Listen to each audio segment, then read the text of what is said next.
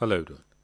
In the last video, we have seen the basics of how the internals of BigQuery works as a start.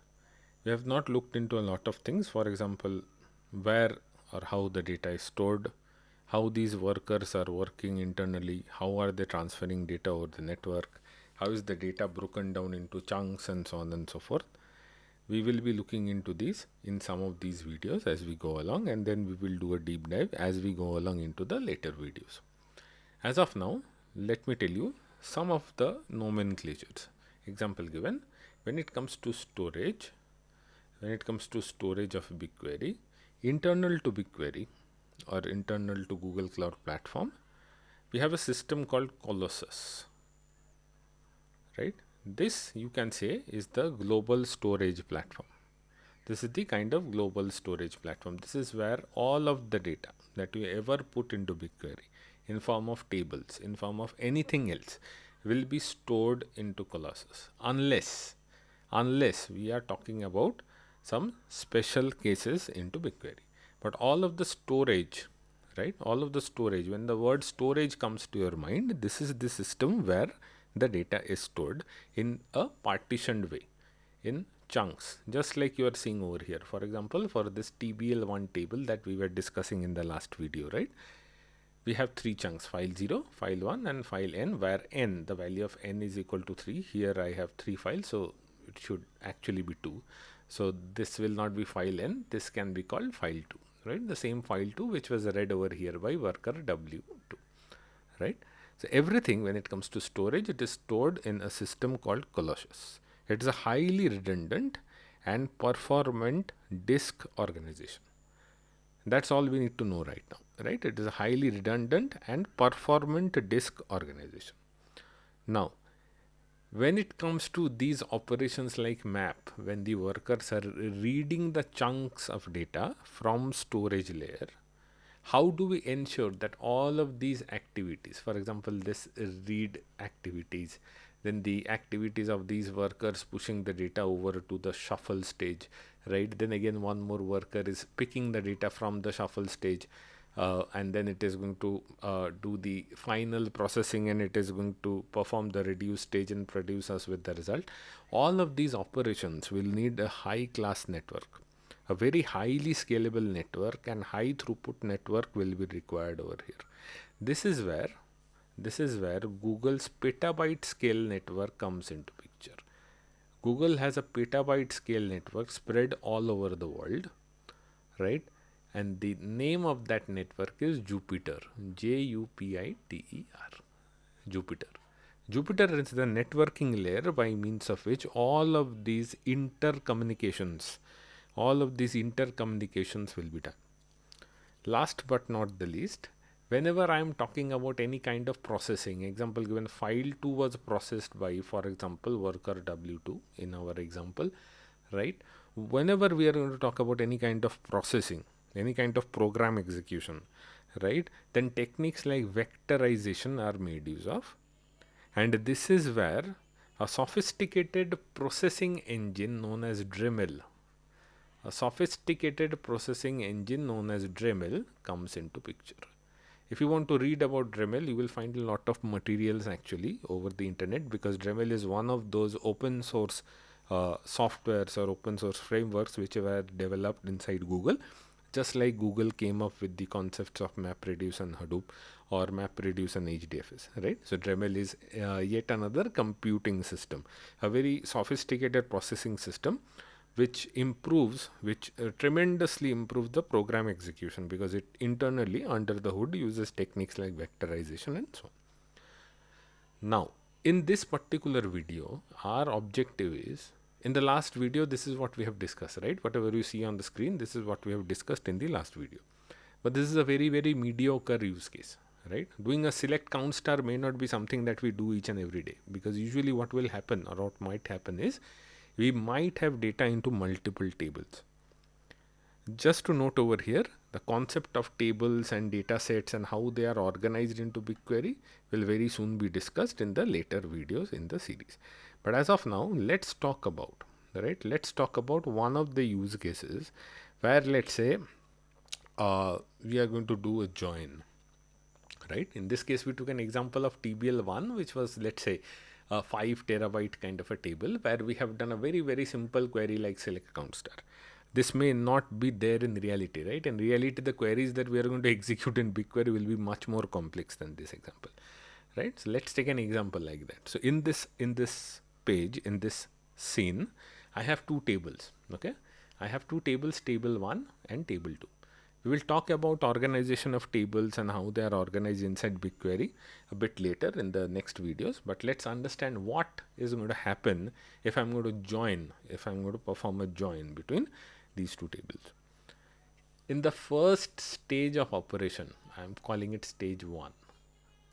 In the first stage of operation, where I will work only with table 1, each and every worker over here, let's say this is worker W0, W1 and W2, will be as usual working on each individual slices of the data. So this is one slice of the data that W0 will work on. For example, that's another slice of the data that W1 will work on.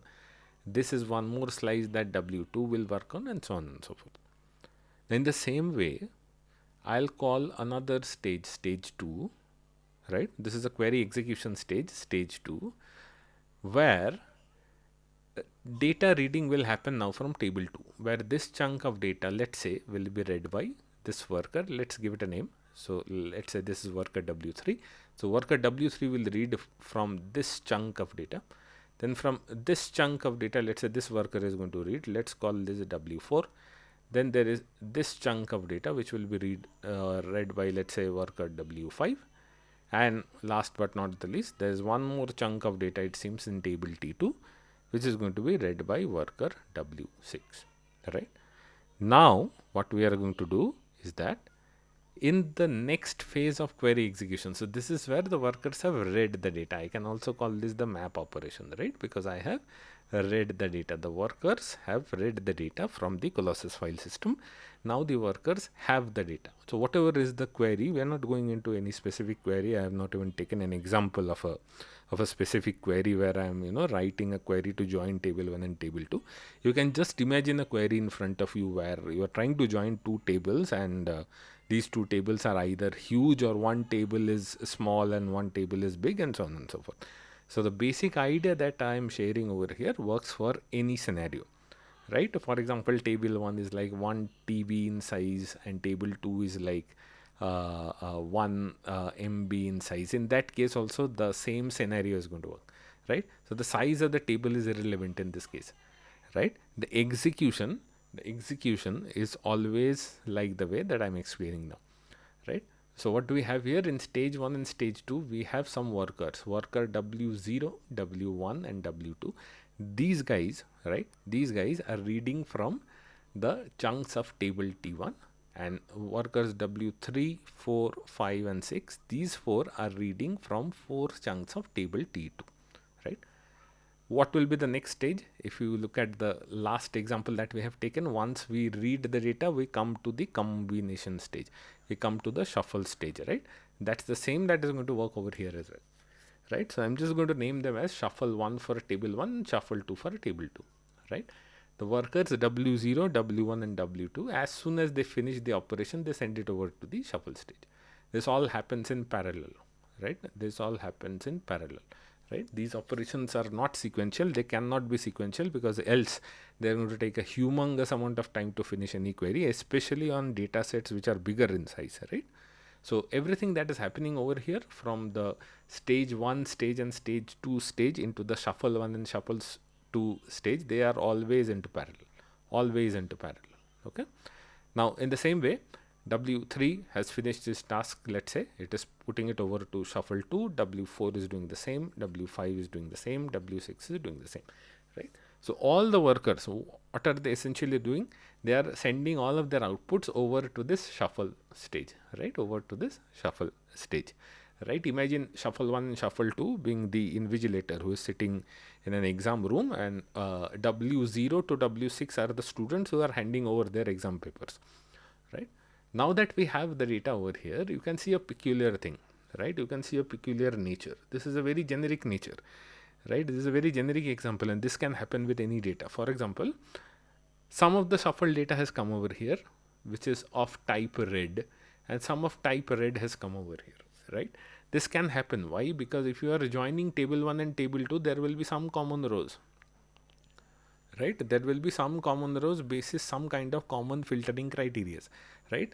Some rows will be common between table 1 and table 2 basis some values of some columns and so on and so forth, right? That's why I have actually color coded them so that it is easier for us to understand what happens after stage 3. In stage 3, let's say there are workers like W7, W8 and W9. What essentially they are going to do is they are going to take each and every worker, right? For example, W7. Each and every worker is going to take the similar kind of data, and then they are only going to work on that data. For example, W7, let's say, would like to take a red data, right? It is only going to read the red data. W8, right, on the other hand, is going to read the green data from both the shuffle stages, and then finally W9 is going to read the purple data from both the shuffle stages, right? In simple words, each and every worker in stage 3, which is like the pre-output stage, right? The pre-output stage, or this can also be called another combination stage, right? This is one more combination stage after the shuffle stage. After the shuffle stage, there is one more combination stage in this case because there are multiple tables. In earlier example, we had only one table, right? We had only one input table TBL1. That's why we had only one combination stage. Here, because we are doing a join between multiple tables, right? I will need multiple shuffle stages like shuffle 1 and shuffle 2, right? And then their data has to be in stage 3. They are always combined so that the final output can be given over to the user. And then worker 7 is going to produce its output like this, worker 8 is going to produce its output like this, and worker 9 is going to produce its output like this, right? All of the outputs produced by workers W7, W8 and W9 as or in form of the output layer goes into the output stack, and this is usually displayed over to the user, right? So the end user gets this information over here, right? This is how a distributed query works. Or in summary, I can also say that for any large scale join, the first step is the data is mapped into the workers, right? That is the first stage. That happens everywhere, right? So that is the first stage, right? It is going to do a map operation. The second stage, right? And the second stage is going to be for the data that is sorted, right? The data is sorted in the shuffle stage, or you can also say from the shuffle stage to the output stage, the data gets sorted. You see, the data gets grouped, the data gets sorted, or the data gets combined, right? The data gets grouped and sorted, you can say, right? And then the output is produced in the final layer, right? This is how the execution of a join query usually works inside BigQuery. Now, still there are a lot of questions over here, right? Still there are a lot of questions. For example, why have I really color coded them? Why have I really color coded the rows over here? One explanation can be when the data is getting sorted, the rows of each hash of the join key can end up in the same worker. Now comes a new confusion. I have introduced a new word which is hash, right? What is this hash? From where does it come into picture? Hold on. We are going to discuss this into the next videos once we go inside the details of how the data is stored. If we understand the storage layer, for example, how the data is stored in this Colossus system, right? We will understand what is a hash value, right? And then this concept, right? This concept of joining basis on the hash or the joining basis of the hash of the join key will become much clearer, right? Then there is one more obvious question. Why is BigQuery sorting the data? Right? Why is BigQuery sorting the data in terms of each and every types of rows that we have over here? So there is a bigger meaning behind this. There is no technical explanation that I would like to give right now. There is a very big meaning behind this. I would like to discuss that when the right time comes in the following videos. We will try and, for example, understand how that storage layer really works, how the data is really stored and organized into data sets. And then we are going to talk about all of these concepts as we go along. Yeah. Thank you, friends.